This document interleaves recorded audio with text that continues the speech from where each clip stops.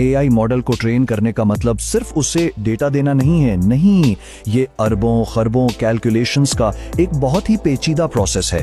तो सवाल ये है कि आखिर एक एआई का दिमाग बनता कैसे है।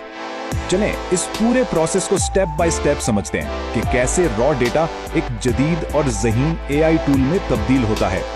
तो ये रहा हमारा आज का ब्लूप्रिंट। हम बुनियादी सवाल से शुरू करेंगे, फिर देखेंगे कि इसके लिए खाम माल यानी रॉ मटेरियल्स क्या चाहिए, फिर इसके बनने के प्रोसेस को समझेंगे और आखिर में देखेंगे कि इसकी क्वालिटी को कैसे परखा जाता है। ठीक है, तो सबसे पहले एक बात बिल्कुल साफ कर लेते हैं।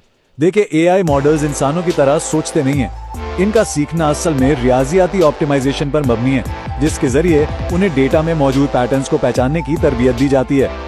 इसका बुनियादी मकसद मॉडल को लाखों मिसालों के जरिए पैटर्न्स देखना सिखाना है, ताकि वो कोई खास काम कर सके, जैसे तस्वीरों को पहचानना या जबान का तर्जुमा करना।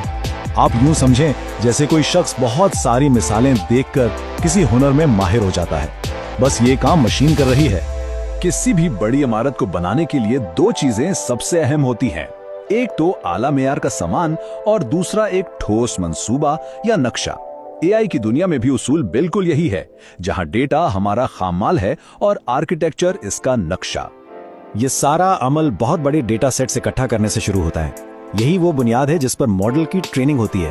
और याद रखें, जितना बेहतर, साफ और मुतनव्वे डेटा होगा, मॉडल उतना ही काबिल और ज़हीन बनेगा। ये ट्रेनिंग डेटा कुछ भी हो सकता है, किताबों और मज़ामीन का मतन, लाखों तस्वीर, ऑडियो फाइल्स, यहाँ तक के कोड भी।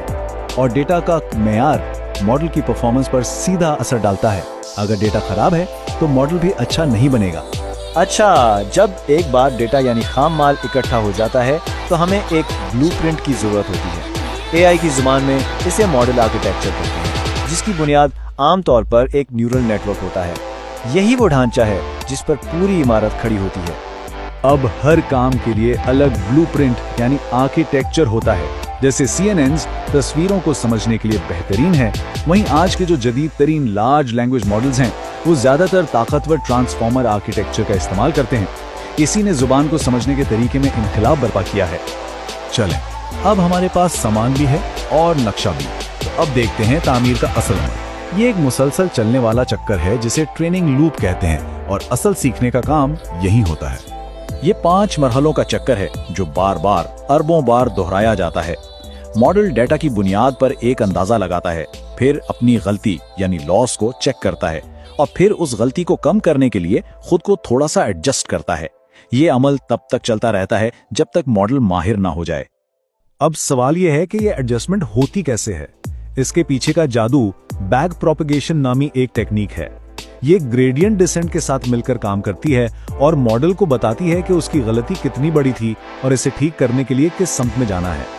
यही वो कोर प्रोसेस है जो एआई को असल में सीखने के काबिल बनाता है। बुनियादी ट्रेनिंग लूप के बाद भी काम खत्म नहीं होता।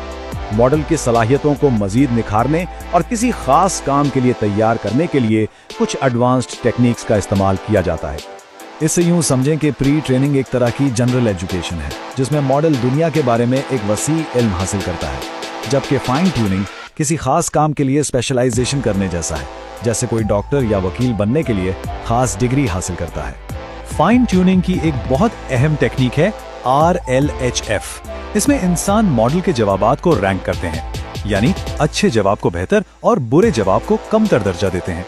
इस ह्यूमन फीडबैक से मॉडल सीखता है कि कौन से जवाबात ज्यादा मददगार, सच और महफूज हैं। ये पूरा तामीराती अमल एक बहुत बड़ी कंस्ट्रक्शन साइट की तरह है। इसे चलाने के लिए खास किस्म के औजार चाहिए और यहाँ बहुत सी रुकावटें भी पेश आती हैं। बड़े एआई मॉडल्स की ट्रेनिंग कोई आम काम नहीं है। इसके लिए बहुत ज्यादा कंप्यूटेशनल पावर की जरूरत होती है। इस काम के लिए हफ्तों बल्कि महीनों तक हजारों GPUs और TPUs जैसे ताकतवर हार्डवेयर की जरूरत पड़ती है, जो दिन रात कैलकुलेशंस करते रहते हैं। और ये प्रोसेस चैलेंजेस से भरा हुआ है। इसमें ना सिर्फ बहुत ज्यादा डेटा और भारी माली लागत शामिल है, बल्कि ओवरफिटिंग जैसे तकनीकी मसाइल भी हैं। ओवरफिटिंग का मतलब है कि मॉडल ट्रेनिंग डेटा को रट लेता है, लेकिन नए अनदेखे डेटा पर अच्छी कारकर्दगी नहीं दिखा पाता। इसके अलावा डेटा बायस और अखलाकी जिम्मेदारियां भी बड़े चैलेंजेस हैं। अच्छा, मॉडल के आम इस्तेमाल के लिए तैयार होने से पहले इसे एक सख्त क्वालिटी चेक से गुजरना पड़ता है, ताकि ये यकीनी बनाया जा सके कि ये सही और काबिल एतमाद तरीके से काम करता है। जांच का ये मरहला बहुत अहम है। इसे आप मॉडल का फाइनल इम्तिहान समझ सकते हैं। इसमें मॉडल को ऐसे डेटा पर परखा जाता है जो उसने ट्रेनिंग के दौरान कभी नहीं देखा।